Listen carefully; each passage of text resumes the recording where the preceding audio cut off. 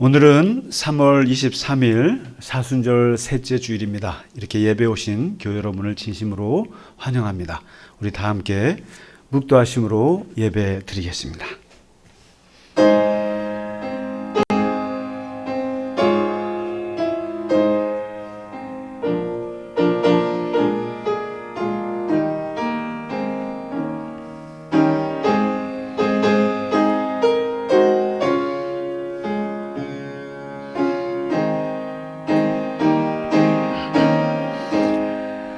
너희 권능 있는 자들아, 영광과 능력을 여호와께 돌리고 돌릴지어다. 여호와께서 그의 이름에 합당한 영광을 돌리며 거룩한 옷을 입고 여호와께 예배할지어다. 여호와께서 자기 백성에게 힘을 주시며 여호와께서 자기 백성에게 평강의 복을 주시리로다. 아멘.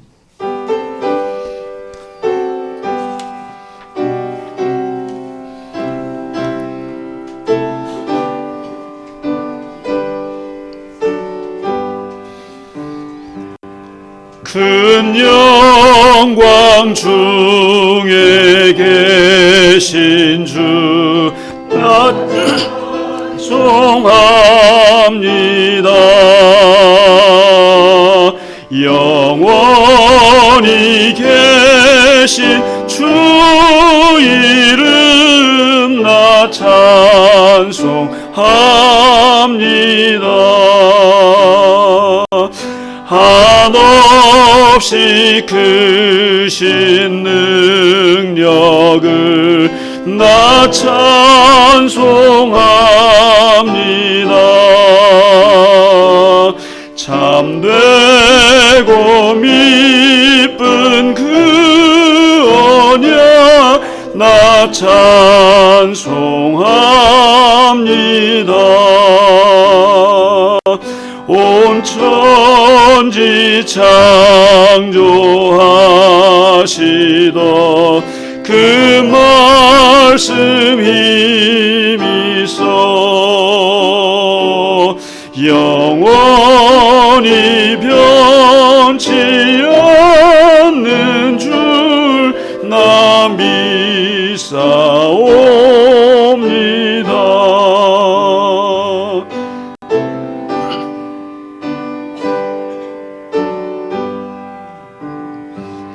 그 온유하신 주 음성 날 불러주시고 그 품에 품어주시니 나 찬송합니다.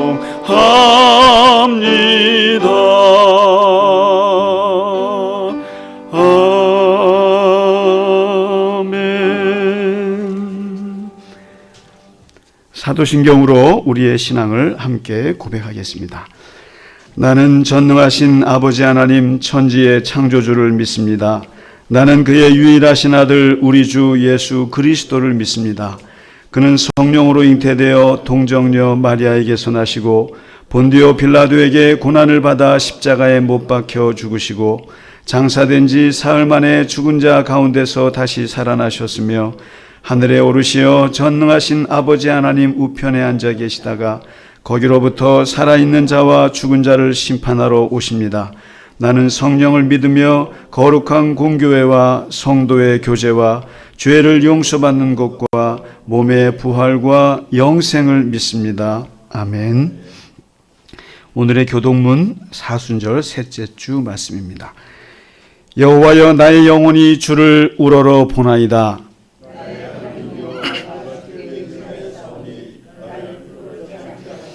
나의 원수들이 나를 이겨 개가를 부르지 못하게 하소서.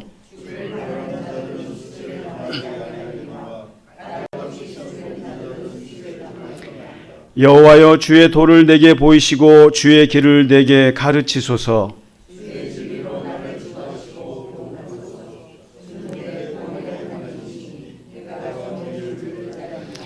여호와여 주의 긍휼하심과 인자하심이 영원부터 있었사오니 여호와여 내 젊은 시절의 죄와 허물을 기억하지 마시고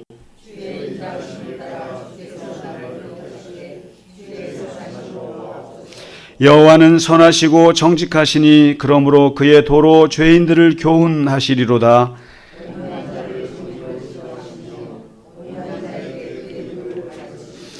여호와의 모든 길은 그의 언약과 증거를 지키는 자에게 인자와 진리로다. 아멘.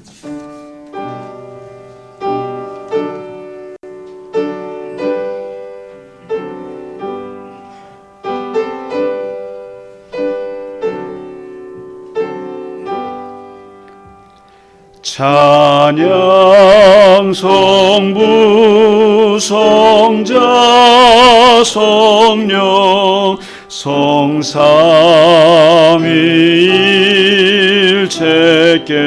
성삼위일체께 영원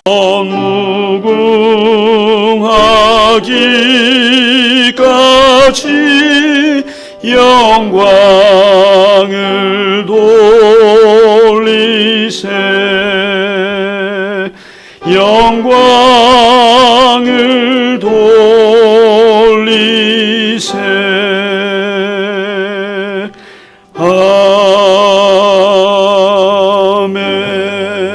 아멘.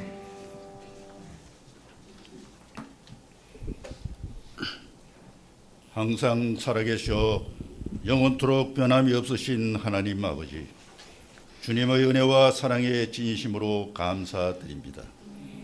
특별히 사순절 셋째 주를 맞이하여 우리 예수님께서 성령의 인도하심을 따라 광야로 나가셔서 40일 동안 금식하셨을 때 마귀의 온갖 시험을 다 물리치시고 말씀으로 승리하신 것처럼 오늘도 우리 모든 성도와 권속들이 육신의 정욕과 안목의 정욕과 이생의 자랑거리를 다 뒤로 던지고 자기를 돌아보며 내가 무엇이 부족하며 어떤 허물을 입었는가 다시 한번 이 시간을 돌아보게 하시고 이 모든 것을 돌이키고 회복함으로 더욱더 하나님의 백성이 될 수 있는 귀한 역사가 일어나게 하여 주시옵소서.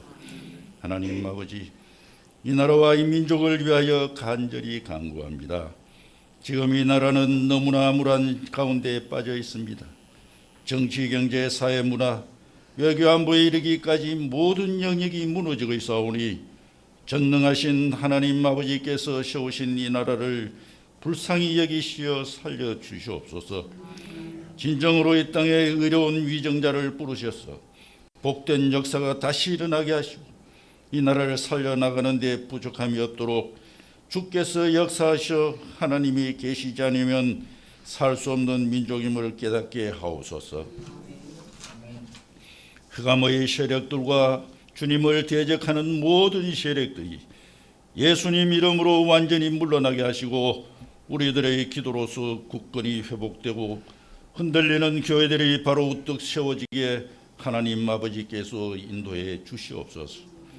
은혜로우신 하나님 아버지, 우리 갈릴리 겨자나무 교회를 사랑하사 찬양과 기도와 말씀이 흘러넘치는 아름다운 교회로 성장시켜 주시니 참 감사드립니다. 오늘도 특별히 말씀 전하시는 담임 목사님 육체적으로 더욱 강건하게 하시고 영적으로 성령 충만케 하시고 그 말씀으로 우리가 작은 예수가 되게 하시고 주님께서 함께 하셔서 날마다 은혜 가운데 이 모든 삶을 담당할 수 있는 복된 교우들이 다 될 수 있도록 축복 내려 주옵소서. 믿음을 실천할 수 있는 귀한 성도들이 다 되게 하시고 우리 모든 성도들이 성령 충만함을 늘 얻을 수 있도록 주님께서 역사하여 주시옵소서. 이 모든 말씀 은혜롭고 성스러운 찬양에 담아 오늘도 살아 역사하시는 우리 주 그리스도 예수님 이름 받들어 간절히 기도드립니다. 아멘. 아멘.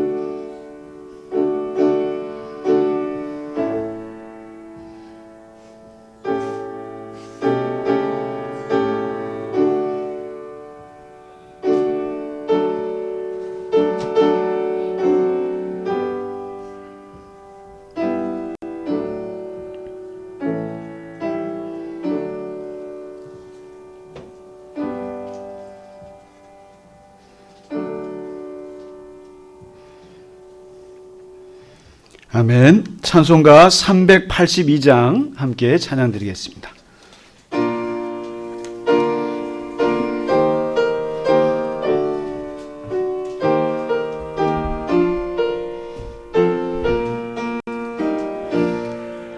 너 근심 걱정 말아라. 주 너를 지키리. 주 날개 밑에 거하라. 주 너를 지키리. 주 너를 지키리. 아무 때나 어디서나 주 너를 지키리. 늘 지켜주시리.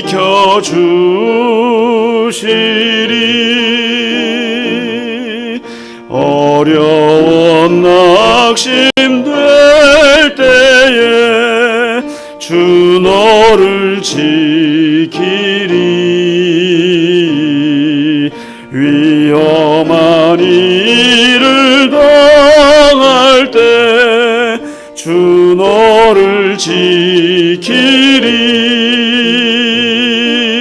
주 너를 지키리. 아무 때나 어디서나 주 너를 지키리. 늘 지켜주시리.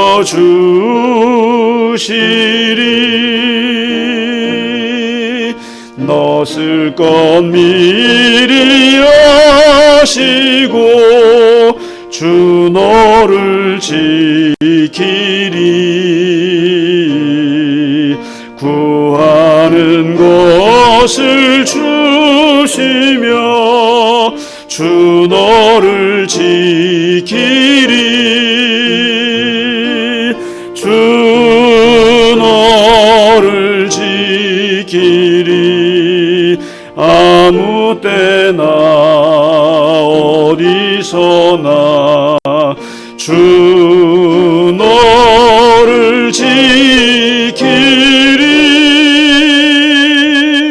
늘 지켜주시리.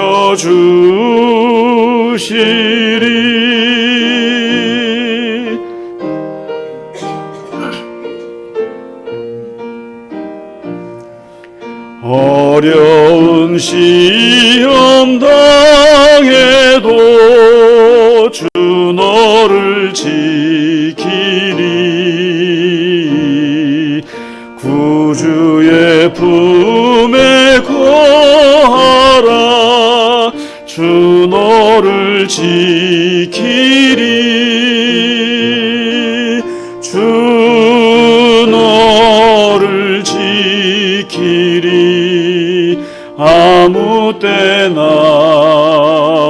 어디서나 주 너를 지키리. 늘 지켜주시리.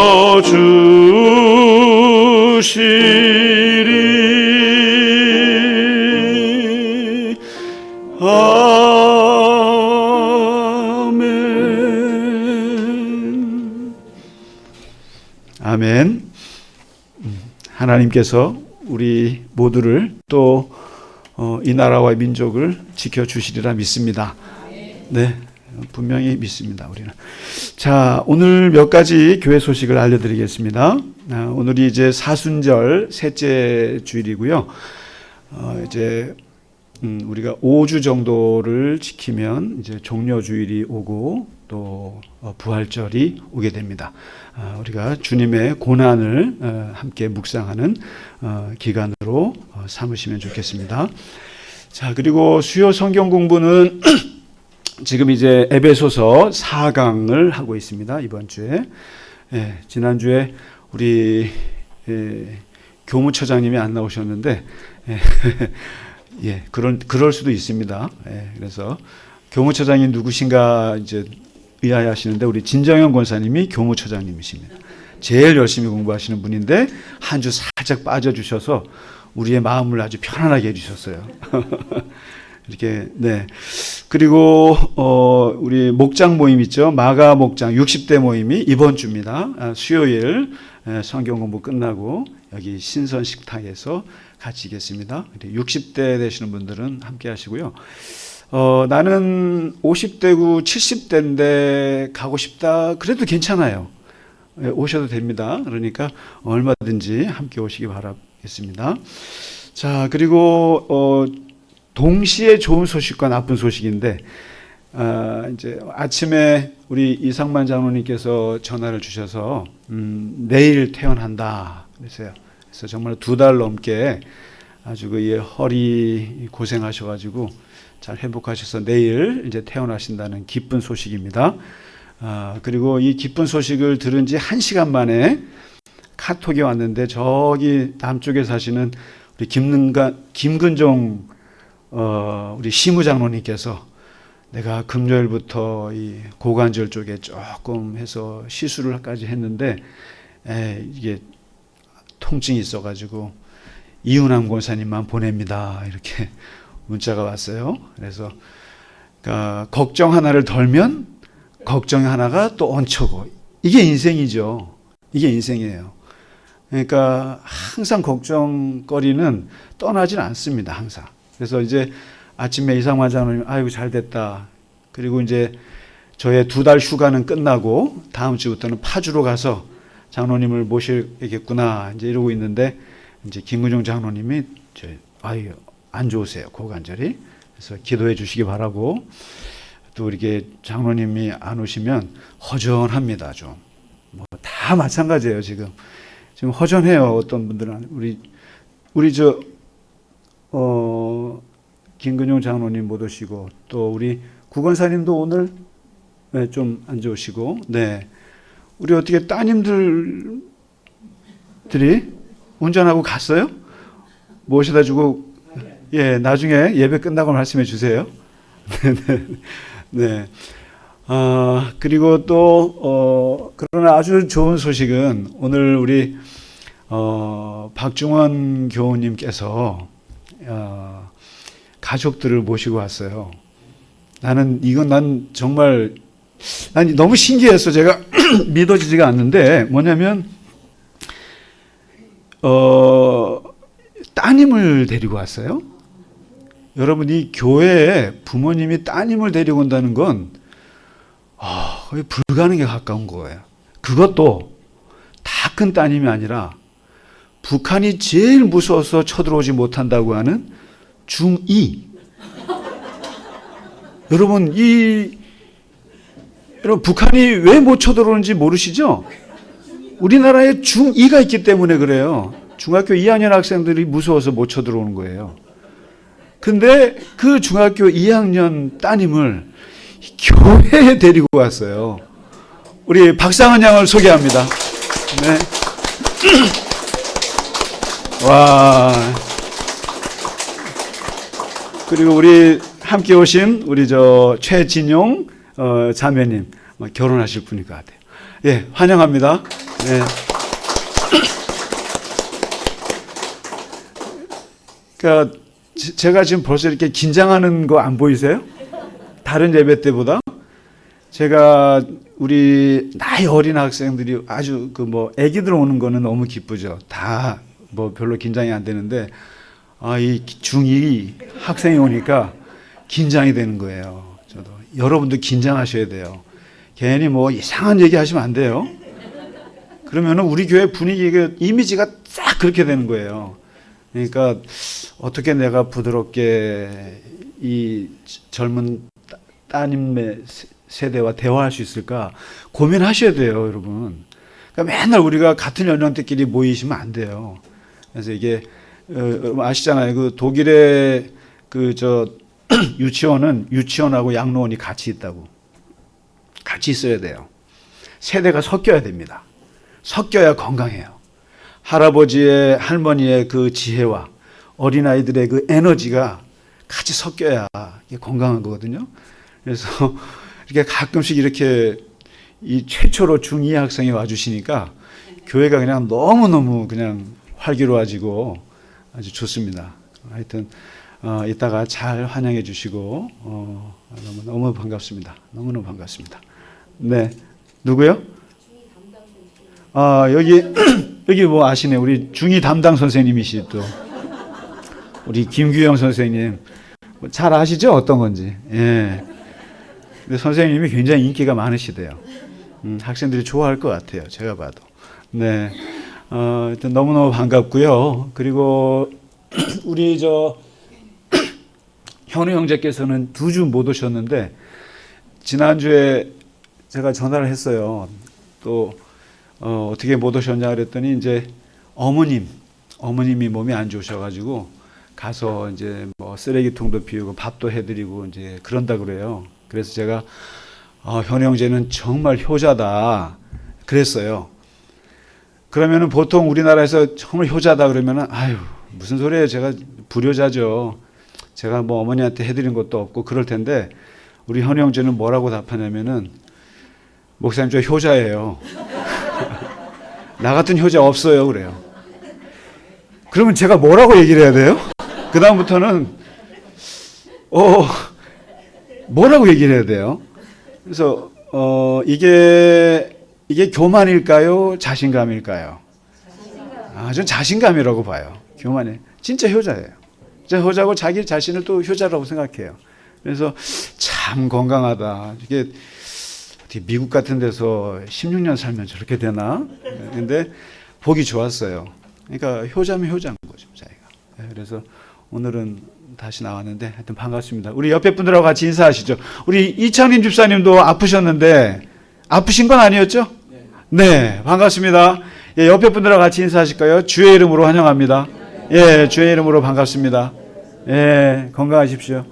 주의 이름으로 축하드립니다. 축복합니다. 네, 고맙습니다. 고맙습니다. 네. 네. 김대영 집사님 지난주에 일 있어서 갑자기 가셨는데 네, 오늘 오셔서 너무 반갑습니다. 박동복 집사님이 안 보이시는군요. 네, 네. 자, 우리 오늘 준비한 찬양입니다. 288장 함께 찬양 드리겠습니다.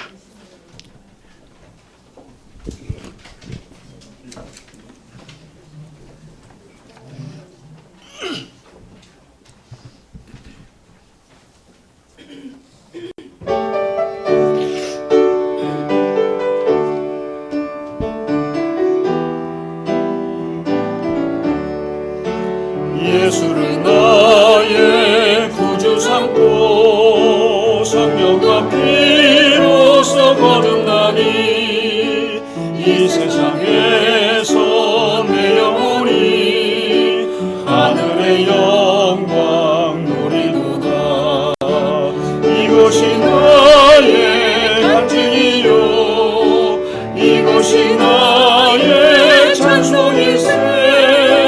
나 사는 동안 끊임없이 구주를 찬송하리로다. 온전히 주께 맡긴내요.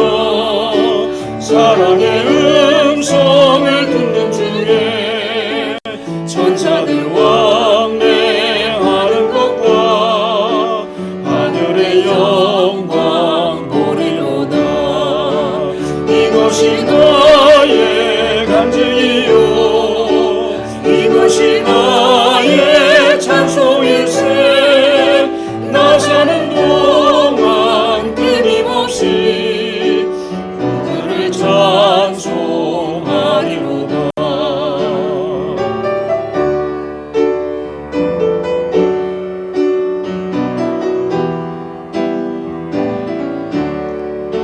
주 안에 기쁨 누림으로 마음의 풍랑이 잔잔하니 세상과 나는 간 것 없고 구속한 주만 보이도다.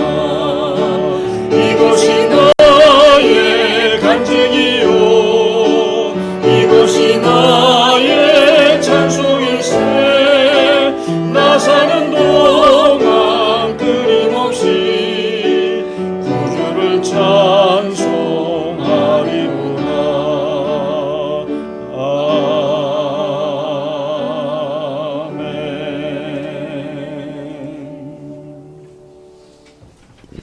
아멘. 감사합니다. 네, 오늘 우리에게 주시는 하나님의 말씀 함께 읽겠습니다. 사도행전 21장 17절에서 26절의 말씀입니다. 네, 주보를 같이 참조해 주시면 좋겠습니다. 자, 같이 천천히 읽겠습니다. 예루살렘에 이르니 형제들이 우리를 기꺼이 영접하거늘 그 이튿날 바울이 우리와 함께 야고보에게로 들어가니 장로들도 다 있더라. 바울이 무난하고 하나님이 자기의 사역으로 말미암아 이방 가운데서 하신 일을 낱낱이 말하니 그들이 듣고 하나님께 영광을 돌리고 바울더러 이르되 형제여 그대도 보는 바에 유대인 중에 믿는 자 수만 명이 있으니 다 율법의 열성을 가진 자라. 내가 이방에 있는 모든 유대인을 가르치되 모세를 배반하고 아들들에게 할례를 행하지 말고 또 관습을 지키지 말라 한다 함을 그들이 들었도다. 그러면 어찌할꼬 그들이 필연 그대가 온 것을 들으리니 우리가 말하는 이대로 하라. 서원한 네 사람이 우리에게 있으니 그들을 데리고 함께 결례를 행하고 그들을 위하여 비용을 내어 머리를 깎게 하라. 그러면 모든 사람이 그대에 대하여 들은 것이 사실이 아니고 그대도 율법을 지켜 행하는 줄로 알 것이라. 주를 믿는 이방인에게는 우리가 우상의 제물과 피와 목매어 죽인 것과 음행을 피할 것을 결의하고 편지하였느니라 하니 바울이 이 사람들을 데리고 이튿날 그들과 함께 결례를 행하고 성전에 들어가서 각 사람을 위하여 제사 드릴 때까지의 결례 기간이 만기된 것을 신고하니라. 아멘. 우리가 지지난주에 사도 바울이 이제 예루살렘으로 이제 들어가기 전에 이제 그 가이사랴라는 곳에서 그 제자들이 또 주변의 같은 동역자들이 말렸다 그랬잖아요. 당신은 예루살렘에 들어가면은 곧바로 죽습니다. 죽으니까 체포되고 죽으니까 절대 들어가지 말라 그랬잖아요. 그때 바울이 어떻게 합니까? 화를 냈다 그랬어요. 제발 좀 그만하라고. 나는 예루살렘에 들어가서 죽을 걸 각오했다. 죽을 걸 각오했고 죽어도 상관없어. 죽는 게 무섭지 않아. 하고는 그 사람들이 말리는 것을 떨쳐내버리고 이제 가이사랴를 떠나서 예루살렘으로 가요. 자, 그럼 이제 사람들은 전부 다 유명한 예언자가 예언을 했으니까 당연히 예루살렘 가면 죽을 거다. 그리고 이 유대인들 앞에서 사도 바울이 당당하게 외치다가 아마 돌에 맞아서 죽게 될 거다 생각을 충분히 예상할 수 있죠. 자, 그러면 바울이 어떻게 되는가? 오늘 이제 나와요. 예루살렘에 도착을 했어요. 도착을 해서 어디로 가냐면은 예루살렘 교회를 방문해야 되지 않겠어요? 이게 최초의 인류 최초의 교회예요. 예루살렘 교회가. 이게 역사상 최초의 교회인데 이게 모태교회입니다. 근데 이 교회에 누가 있냐면은 베드로도 이제 떠났어요. 이제 환란을 이제 오니까 떠나서 이제 선교하러 가고 교회는 누가 지키냐면은 야고보라는 사람이 지켜요. 근데 이 야고보는 두 사람이 있는데 예수님의 제자 야고보가 아니에요. 아니고 예수님의 친동생이 있어요. 예수님이 한 8남매 정도 추측을 하는데 8남매 장남이잖아요. 근데 그 동생이 야고보가 있어요. 근데 예수님이 살아있을 때는 형님 미쳤다고 다들 생각했어요. 그래서 안 따랐어요. 근데 예수님이 돌아가시고 부활하시는 걸 보고 야고보가 예수를 믿게 되고 이 야고보가 예루살렘 교회의 지도자가 돼요. 그리고 이분은 낙타무릎이라 그래가지고 기도를 너무너무 많이 하는 의인 중에 의인이에요. 그래서 오히려 예루살렘 교회 교인들은 베드로보다 야고보 사도를 더 존경했어요. 그리고 이 야고보는 율법도 철저히 지키는 사람이고 그러면서 많은 사람들에게 존경을 받는 사람인데 이 사람이 예루살렘 교회를 지키고 있어요. 그래서 이제 이 바울과 야고보가 만났어요. 이게 무슨 말이냐면은 교회 안에 신앙의 좌우가 있었어요. 그 당시에. 이 교회 안에 두 가지 흐름이 있었는데 하나는 뭐냐면 그냥 우리는 유대인으로만 예수 믿으면 좋겠어. 우리가 유대인인데 예수님 믿는 거야. 이방인들한테는 복음 전할 필요 없어. 이런 그룹이 있었어요. 근데 한편 바울 같은 사람은 뭐냐면 무슨 소리야. 이 귀한 복음을 이방인에게 전해야지. 헬라인들한테, 그리스인한테, 로마 사람들한테 전해야 된다고 나섰어요. 그러니까 국제화해야 된다는 거예요. 인터내셔널 해야지 이게 뭐 맨날 국내에서만 하는 거냐. 그래서 우파와 좌파로 나눠졌어요, 사실은. 근데 이 우파의, 보수파의 대부가 야고보 사도예요. 이 좌파의, 그리고 소위 말해서 진보파, 국제파의 대부가 바울이에요. 그런데 이 바울은 막상 이 복음을 바깥에다가 전하다 보니까 걸리는 게 있어요. 뭐냐면 이스라엘만 갖고 있는 문화가 있는데 할례가 있어요. 할례를 받아야 유대인이 되는 거야. 근데 이방인들이 할례를 왜 받아요? 그래서 바울이 이방인들은 할례 받지 마. 안식일, 토요일날 안식일 지켜야 돼. 그런데 안식일도 괜찮아. 그냥 주일 지키면 돼. 그렇게 해서 유대 율법을 좀 풀었단 말이에요. 풀어서 이게 그러니까 이 보수적인 사람들은 바울을 싫어했어요. 근데 이게 바울과 야고보가 이 대표적인 좌우인데, 근데 이 두 사람이 드디어 예루살렘 교회에서 만났어요. 그럼 만났으면 어떻게 하겠어요? 넌 좌파야, 너는 우파야. 안 싸워요. 안 싸우고 야고보가 어떻게 하냐면, 이제 바울 당신이 정말 지중해를 돌아다니면서 선교를 잘하셨는데 이제 예루살렘에 당신을 배신자로 여기는 수많은 사람들, 당신을 죽이지 못해서 안달인 사람들이 여기에 있다. 근데 당신이 들어왔는데 왜 당신을 죽이려고 그러냐면은 첫째, 안식일을 지키지 말라고 한다더라.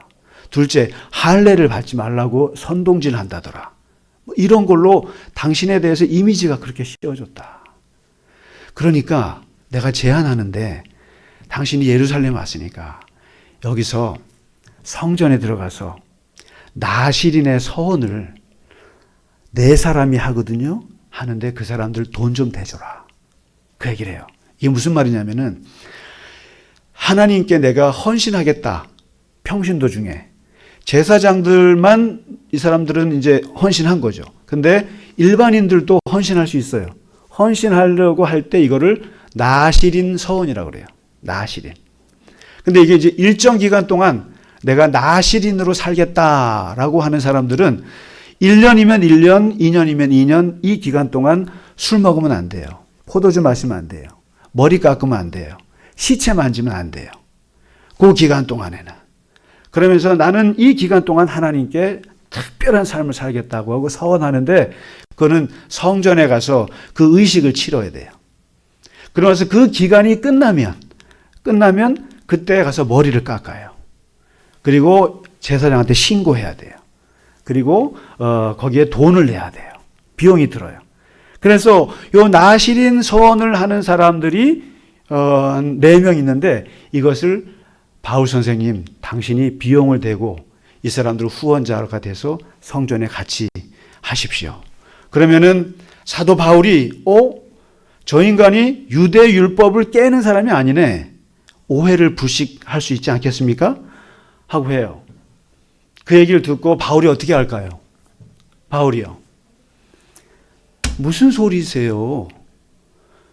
무슨 할례를 받고 성전은 우리 몸이 성전인데 무슨 성전에 들어가요? 그리고 무슨 그런 나실인 서원을 해요? 유대율법을 지켜요? 안 가요. 그래야 되지 않겠어요? 저 가이사랴에서 나는 죽을 각오돼 있어 이런 사람인데 와가지고 갑자기 가서 좀 유대인들 오해받지 않게 좀 타협 좀 하시죠. 이렇게 얘기를 하니까 바울이 어떻게 합니까? 예, 알겠습니다. 예, 알겠습니다. 하고는 바울이 4사람을 데리고 성전에 가서 결례를 하고 돈을 다 내는 것을 유대인들이 다 보는 앞에서 해요. 요 사건이 오늘 일어난 이 사건을 두고 여러분 바울을 어떻게 보세요? 참 사람 일관성 없네. 뭐야, 어제만 해도 죽겠다며. 죽겠다고 막 소리치고 열불 낼 때는 언제고, 여기 와갖고는 갑자기 고개를 숙이고 뭐 하는 짓이야.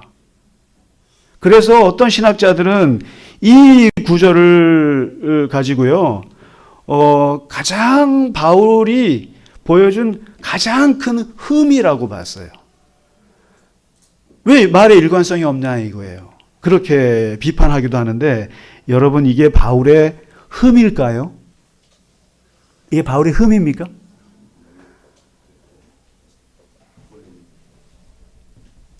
바울이 왜 그랬냐면은, 지금 바울은 유대인들에게 자기가 할례를 하지 마라, 안식일을 지키지 마라, 율법을 따르지 말라는 사람으로 오해를 받고 있어요.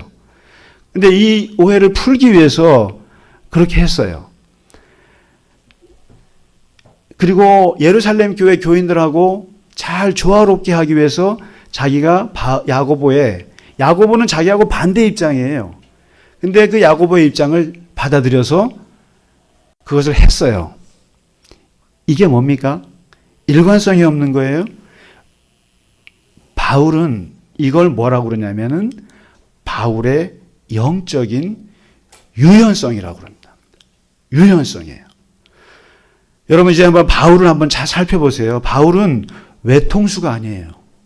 외골수가 아니에요. 이 사람은 고집불통이 아니라고요.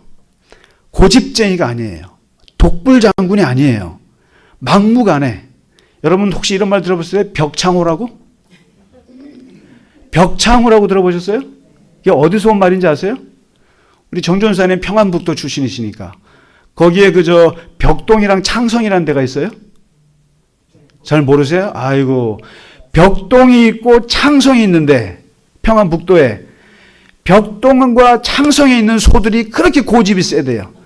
그래서 벽동의 벽, 창성의 창자를 따서 벽창우라고 그래요. 그게 벽창호가 된 거예요. 그러니까 제가 왜 이 말을 좋아하냐면 우리 어머니가 우리 아버지한테 그렇게 많이 했던 말이 벽창호였어요. 참 이게 뭐 다 지나간 얘기지만 어렸을 때 많이 들었어요. 벽창호가 이제 벽에 창이 붙었나 이런 걸 쓰죠. 근데 맨날 우리 어머니가 아버님한테 막 화나면 벽창호 같다고 그러셔서 이게 귀에 이게 바울은 외골수가 아니에요. 그래서 이 외골수를 나타내는 말들이 많이 있어요. 여러분 각주구검이라고 들어보셨죠? 각주구검이 뭐예요? 배에서 배를 타고 가다가 그냥 칼을 떨어뜨렸는데 칼을 떨어뜨린 데가 어디지 하고 배 바닥에다가 이렇게 X자를 짓고 거기서 찾고 앉아 있어요. 벌써 배는 흘러서 가고 있는데 시대는 변하고 시간은 변하고 다 세월은 변했는데 옛날 자기가 있던 거기에서 생각해서 벗어나지 않고 거기에서 칼을 찾겠다고 하는 게 각주구검이에요. 이게 외골수예요. 벽창호라고요. 이걸 만우난해라고 해요. 만 마리의 소가 아무리 힘을 써서 땡겨도 돌아서지 않는 거, 이게 고집불통이라 이거예요. 바울은 지금 가이사랴에서 보신 모습 보면은 딱 고집불통 같은 모습이죠. 난 죽으면 두렵지 않아. 어차피 나는 뭐 죽을 목숨이야 라고 이렇게 생각할 수 있잖아요. 그러니까 근데 와가지고 갑자기 사람이 바싹 엎드리니까 사람들은 이거는 바울 생애 가운데 최대의 흠이다. 이게 뭐냐 이게 인생. 그 비판을 할 게 아니라 진짜 사도 바울은 벽창호가 아니고요. 굉장히 유연한 사람이에요. 엄청나게 유연한 사람이에요. 여러분이 유연이라고 하는 게 굉장히 성경적인 말이에요. 이게 그 flexibility, 그 라틴어에서 온 말이에요. 이게 뭐냐면 이게 구부러진다는 뜻이에요. 유연하다면 flexibility라는 게 이게 구부러진다는 거고 휘어지는 성질, 딱딱하지 않고 부드러운 성질. 요걸 이제 인간에게 대입하면은 다양한 상황이 막 펼쳐지잖아요. 그러면은 거기에 맞게 잘 변화하고 잘 적응하는 능력이 이게 유연성이에요. 여러분 이런 말이 있잖아요. 직선은 인간의 손이고 곡선은 하나님의 손이라는 말이 있어요. 그래서 제가 이 십자가를 그렇게 좋아하는 거예요. 이게 세계 하나밖에 없는 곡선 십자가예요. 누가 만들었어요? 심지현 장로님이 저기 앉아 계시잖아요. 여러분, 곡선 십자가는 별로 흔치 않아요. 이 곡선이 말해주는 게 뭐냐면 신의 선이에요. 신의 선. 인간은 직선밖에 몰라요. 하나밖에 몰라요. 외골수예요. 그냥 하나 배우면 그게 전부인 줄 알아요. 그걸 생각하는데 하나님은 아니야. 얼마든지 구부릴 수 있어. 다를 수 있어. 그래서 저는 꿈꿉니다. 이 나라의 건축이 원형 건축들이 많이 생기기를 바라요. 다 사각형이에요, 세상이. 근데 이게 바로 이 신체의 건강도 유연성이에요. 왜 우리가 필라테스를 하고 왜 요가를 해요? 여러분, 몸이 경직되면 빨리 죽습니다. 그래서 맨날 요가 하잖아요. 그리고 맨날 스트레칭하고 몸을 유연하게 해야 됩니다. 그렇지 않으면 몸이 빨리 늙고 노화되고 망가집니다. 그래요. 정신적인 것도 마찬가지예요. 정신적인 것도 유연하셔야 돼요. 유연하지 않고 나는 직선밖에 몰라. 나는 앞밖에 몰라. 나는 그냥 딱 내가 지키고 있는 것밖에 몰라. 이렇게 경직되어 있으면 그 사람은 정신적으로 굉장히 빨리 죽어요. 아니면 부러집니다. 여러분, 단단해서 쇠가 단단해서 이게 좋으세요? 구부러지는 게 좋겠어요? 이게 휘었는데 부러지는 건 안 좋은 거예요. 이렇게. 근데 휘었는데 휘는 게 유연성이에요. 이게 딱딱하면 부러집니다. 근데 사도 바울이 잘 보세요. 가이사랴에 있는 바울은 진짜 불 같은 사람이에요. 난 죽음을 불사했어요. 그런데 바울을 잘 보시면 얼마나 부드럽고 얼마나 유연한지 제가 이번 주 내내 한 10몇 군데를 찾아냈어요. 바울이 얼마나 유연하게 생각하는지. 바울이 이런 말을 해요. 나는 예수 믿고 자유로워졌다. 나는 모든 것에서 자유롭다. 자유롭지만 그러나 나는 일부러 종이 됐다. 내가 유대인들 만나면은 나는 유대인처럼 행동한다. 그리고 율법을 지키는 사람들 만나면 난 율법을 지켜준다. 율법이 없는 사람들한테는 난 또 자유롭다. 왜 그러냐? 유대인에게 맞춰주는 것은 유대인을 얻고자 하며 헬라인들한테 맞추는 것은 헬라인들에게 복음을 전하고자 하기 위함이다. 두 번째, 우상 음식 먹는 것 갖고 난리가 났어요. 교인들이. 우상 음식 먹는다고. 근데 바울이 뭐라고 그래요? 음식 가지고 싸우지 마. 음식 마음대로 먹어. 우상에서 받쳐진 음식이든 아니면 뭐 어디 왔던 음식 마음껏 먹어. 돼지고기 먹어도 되고 오징어 먹어도 되고 다 먹어도 돼. 그리고 세상에 불신자들이 이거 먹자 그러면 같이 먹어줘. 그런데 그 자리에 우리 교회 교인이 그 우상 음식을 절대로 먹지 못하는 믿음이 연약한 교인이 옆에 있으면 나는 영원히 고기를 먹지 않을 거야. 이게 뭐예요? 고기를 먹는 사람은 먹는 사람에게도 맞춰주고 안 먹는 사람들한테는 안 먹는 사람도 맞춰주는 거예요. 그런 거예요. 이게 유연성이에요. 그리고 바울이 뭐라 그래요? 로마 황제 그게 시는 아니지만 그 로마 황제를 우상 숭배라고 기독교인들이 막 그러는데 그렇다고 해서 로마 황제의 현실 권력을 무시하지 마 그랬어요. 로마서 13장에. 여러분 그렇잖아요. 로마 황제 저거 우상이야. 기독교인들이 그래서 많이 핍박받았어요. 근데 바울이 뭐라 그래요? 그거 알지만 황제가 칼을 들고 총을 들고 덤비면 우리는 죽어. 그러니까 쓸데없이 거기다 목숨 걸지 말고 그냥 복종할 땐 복종해. 이게 바울이 많이 오해받았던 얘기예요. 예. 그리고 세금 내요 마요? 내야 돼요 말아야 돼요? 세금 내면 다 로마 황제한테 들어가는데 그거 내야 돼요? 바울이 뭐라 그래요? 낼 건 내. 현실은 내야 되는 거야. 내요. 얼마나 유연합니까? 그리고 바울이 그래요. 자기는 독신으로 살았어요. 독신으로 살았고 혼자 살았어요. 그리고 누가 봐도 나는 평생 예수님을 위해서 복음을 전할 사람으로 살기에는 혼자 사는 게 좋을 것 같아요. 그래서 사람들한테 그래요. 혼자 살으라고. 혼자 살으라고. 그런데 어떻게 해요? 그거는 내 경우고, 그건 내 경우에 혼자 사는 거고, 결혼하고 싶으면 꼭 결혼해. 그랬어요. 바울은 자기의 상황을 절대로 주장하지 않습니다. 하나요. 결혼하라 이거예요. 그리고 이게 전도 여행하는 거 보세요. 에베소에서 폭동이 일어났잖아요. 폭동이 일어나서 바울 나오라 그러니까 바울이 어떻게 합니까? 바울이 어떻게 해요? 막 폭동이 일어나가지고 막 바울을 죽이려고 막 그러니까 바울이 어떻게 합니까? 여러분 같으면 어떻게 했어요? 내가 담대하게 원형극장 가서 내가 전하리라. 그럴 것 같아요? 도망갔잖아요. 도망갔어요. 데살로니가 회당에서 복음을 전하는데 유대인들이 막 박해해요. 어떻게 합니까? 도망갔어요. 피해요. 어디로? 베레아로 피합니다. 바울이요. 자기 애제자 디모데가 어머니가 유태인이에요. 유태인이니까 어떻게 합니까? 너 유태인이네. 너 가서 할례 받아 그랬어요. 할례 받으라고 그랬어요. 자기 제자한테. 그러니까 심지어는 나는 이제 막 저쪽 북쪽으로 복음 전하러 갈 거예요. 저기 이스탄불로 가려고 막 그러는데 환상에서 아니야 서쪽으로 가. 그러니까 어떻게 합니까?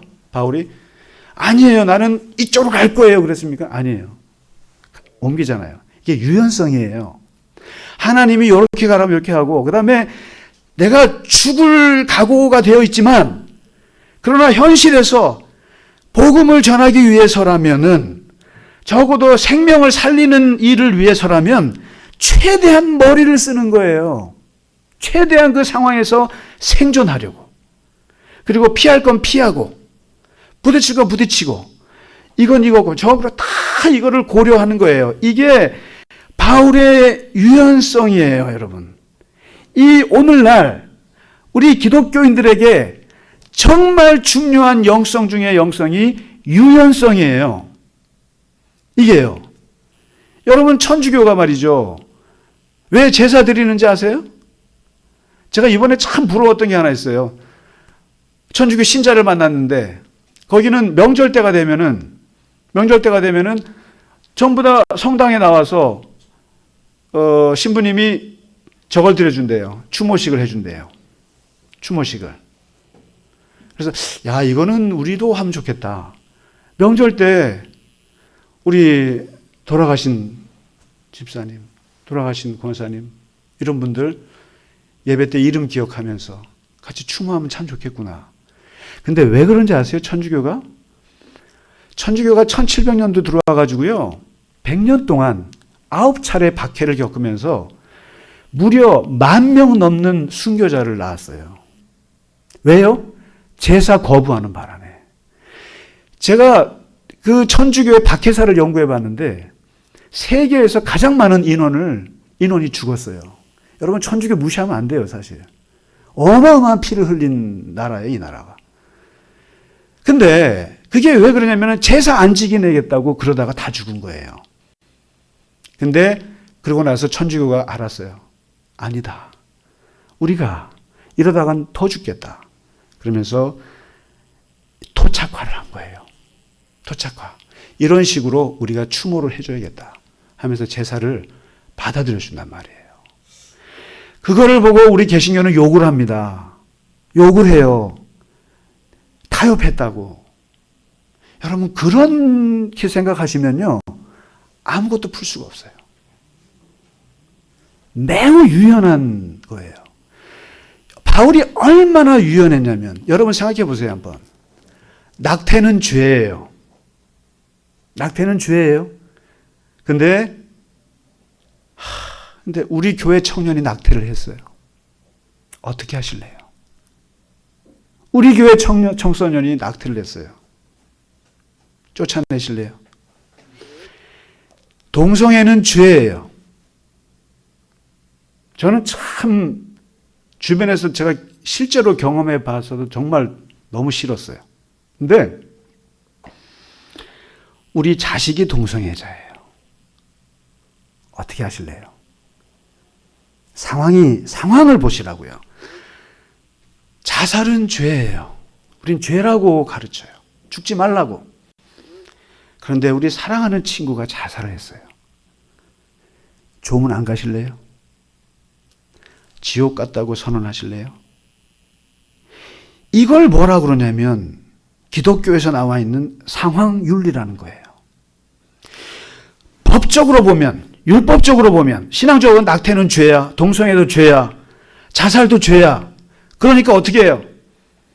그런데 그 죄를 지은 사람이 우리 가족 중에 있어.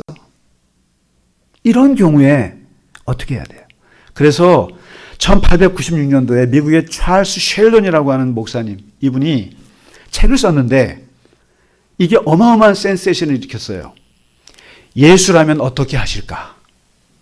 그래서 영어로 WWJD 운동이 일어났어요.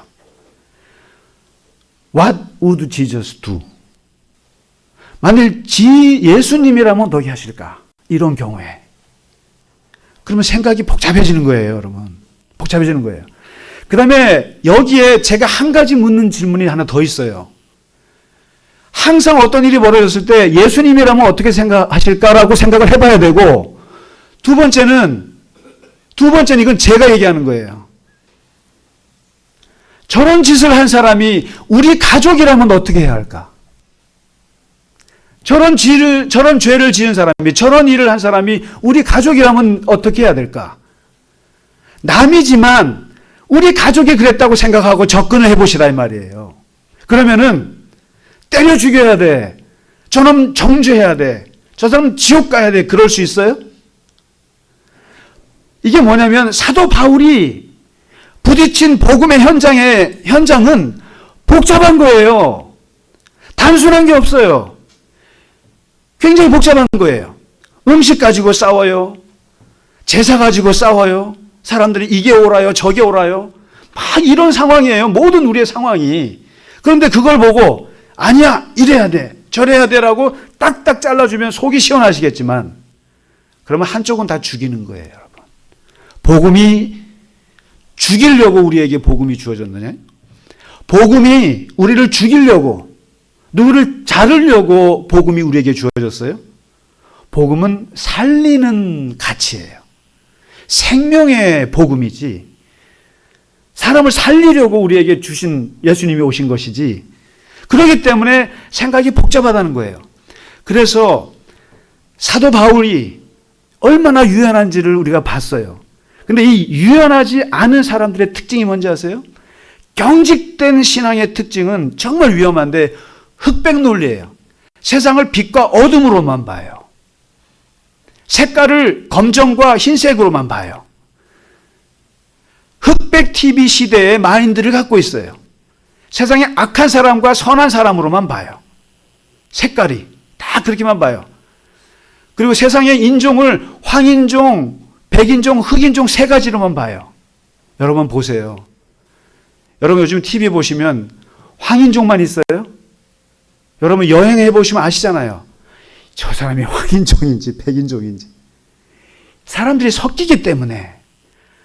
하나님이 주신 색깔은 최소 7가지예요. 무지개 7가지예요. 얼마나 많은 색깔들이 있는지 몰라요. 그런데 이것을 흑백으로만 봐요. 그 다음에 분리주의. 이거 아니면 저거 수로만 봐요. 둘 중에 하나만 선택해. 이 편이야 저 편이야. 이번에 미국에서 나온 그 영화 시빌 워를 보면은 참 슬픈 영화인데 거기에 막 그냥 쿠데타가 일어나고 막 전쟁이 일어났어요. 내전이 일어났어요. 근데 이제 막 군인들이 와갖고 시민들을 죽이려고 그러니까 시민이 그래요. I'm American. 난 미국인이라고. 그러니까 뭐라고 그래요, 군인이? What kind of Americans? 그러잖아요. 너 어느 쪽 미국이야? 슬픈 거예요. 갈라지는 거예요. 세상을 분리한단 말이에요. 이 경직된 거예요. 그리고 완벽주의. 완벽해야 돼. 일 처리는 완벽해야 돼. 시간은 완벽하게 지켜야 돼. 예배 시간은 10시 30분 정확히 지켜야 돼. 뭐 이런 거예요. 여러분, 좀 인생에 구멍이 있는 게 좋아요. 구멍이 좀 있어야 돼요. 너무 완벽하게 하지 마세요. 집안 청소 너무 깨끗하게 하지 마세요. 제발요, 부탁이에요. 좀 엉성하게 좀 사세요. 그래서 제가 저번에 번역한 이스라엘 찬희 교수 12월 달에 돌아가셨는데, 이분이 다른 책에서 쓴 이런 얘기를 해요. 이분이 95세까지 사시다 돌아가셨어요.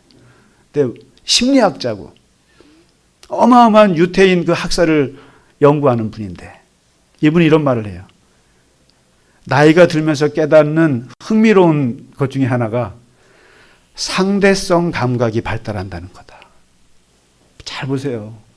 나이 들면서 유연해진다는 거예요. 옛날에는 이게 마주하고 절대적이야. 절대주의를 외쳤단 말이에요. 근데 나이가 들어서 보니까 이럴 수도 있고 저럴 수도 있고 이것도 맞는 것 같고 저것도 맞는 것 같고 내가 흔들리네. 그러니까 젊은 사람들이, 제자들이 그래요. 선생님은 이제 일관성이 없어졌어요. 그런데 나 일관성 없어지고 있어, 점점점. 왜냐하면 세상은 너희들이 생각하는 것보다 그렇게 단순하지 않아. 복잡해. 복잡한 걸 단순하게 자르려고 하지 마. 그게 폭력이에요. 엄청난 폭력이에요. 그러니까 그냥 놔두고 잘 보면서, 지켜보면서 유연하게 그렇게 해야 돼. 그리고 여러분, 정말 나쁜 것 중에 하나가 순수주의. 순수 좋은 것 같죠? 순수주의, 그거 위험한 거예요. 사람은 순수해야 돼. 이런저런 생각 없어야 돼. 깨끗해야 돼. 이 순수주의의 상징이 누구예요? 히틀러잖아요, 히틀러. 히틀러 같은 사람이 게르만 순수주의를 외쳤어요. 게르만, 우리만 순수해야 돼. 순수혈통. 유대인들은 다 죽여. 이게 얼마나 경직되고 얼마나 위험하고 얼마나 공격적이고 폭력적인 사고인지, 그리고 이것이 얼마나 위험한 것인지를 사도 바울은, 여러분, 사도 바울을 절대로, 그렇게 제가 절대란 말을 안 쓰려고 그러는데 함부로 판단하시면 안 돼요. 가이사라에서 사도 바울이 내가 목숨 걸 거야 라고 했다고 해서 무대뽀로 그냥 가갖고 막 목숨 내놓는 사람 아니에요. 얼마나 머리를 굴리고 얼마나 살려고 애를 쓰고 얼마나 많은 사람들에게 유익을 주려고 그 모든 방법을 찾아가면서 그렇게 했던 사람이 사도 바울이에요. 이 유연함이 유연했습니다, 바울이. 그래서 말씀을 마칠게요. 이제 제가 참 좋아하는 말 중에 하나가 소리에 놀라지 않는 사자처럼, 그물에 걸리지 않는 바람처럼, 진흙에 더럽혀지지 않는 연꽃처럼, 무소의 뿔처럼 혼자서 가라. 이게 불경에 나오는 말이에요. 제가 이거를 메모해 놓고 항상 봐요. 여기에 예수님 뭐라고 하신 줄 아세요? 예수님은 제발 좀 너희가 사람들한테 고난받고 막 박해받고 위험해질 때 비둘기처럼 순결하게, 뱀처럼 지혜롭게. 이게 뭐예요? 소리에 놀라지 않는 사자처럼 용맹스럽기도 해야 되지만, 그러나 그물에 걸리지 않게 바람처럼 유연하라는 거예요. 유연해야 돼요. 비둘기처럼 순결해야 되지만, 그러나 이 복잡한 세상 속에서는 뱀처럼 유연하라는 거예요. 유연하게 어떻게 하면 사람을 살릴 수 있을까를 생각하고 또 생각해야 된다는 거예요. 기독교인들이 생각이 없으면, 경직되어 있으면, 그러면 위험할 뿐만 아니라 빨리 죽습니다. 기독교는 빨리 망해요, 그럴수록. 여러분, 경직돼서는 안 돼요. 그래서 우리 교회 안에서도 보면, 그래서 제가 옛날보다 굉장히 좀 허술해져 보이지 않으세요? 제가 왜 이렇게 얘기하냐면, 제가 옛날에 굉장히 경직된 사람이었거든요. 굉장히 완벽주의였어요. 교인들이 좀 이상하면 제가 못 참았다고요. 근데 지금은 다 뭐라고 그래요, 제가? 웬만하면 안 하려고 그래요. 안 건드리려고 그래요. 사람이라는 게 다 구멍이 있지. 다 구멍이 있고 다 상처가 있는 거죠. 그렇게 자기도 생각해야 되고 다른 사람들에 대해서도 생각을 하셔야 된다는 거예요. 그래야 내가 편해요. 내가 유연해져야 내가 편하고 내가 행복하지, 내가 경직됐으면 힘들어서 못 살아요, 여러분. 그죠? 네, 말씀 마치겠습니다. 네. 말씀 마치겠습니다. 자, 오늘 찬양 하나님께 드리도록 하겠습니다.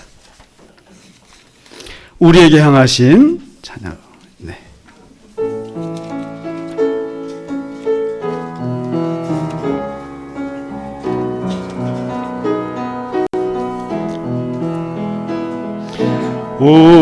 우리에게 향하신 여호와의 인자하심이 크고 크도다 크시도다 크고 크도다 크시도다 우리에게 향하신 여호와의 진실하심이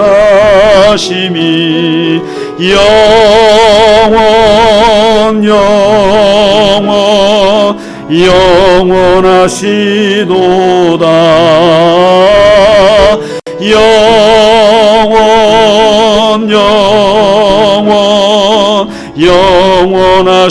영원하시도다. 우리 손 들고 찬양하겠습니다. 우리에게 향하신 여호와의 인자하심이 크고 크도다 크시도다 크고 크도다 크시도다. 일어나시겠습니다. 우리에게 향하신 여호와의 진실하심이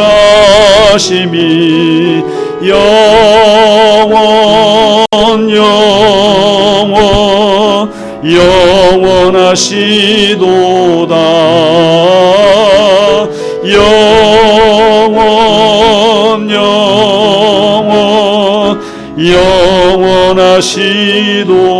영원하시도다.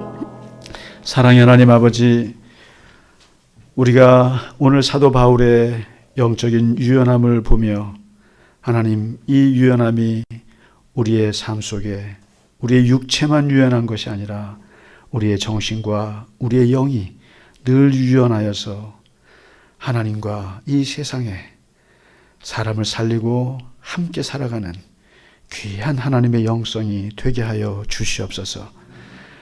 하나님, 이것이 우리가 쉽게 되지 않는 것을 잘 알고 있습니다.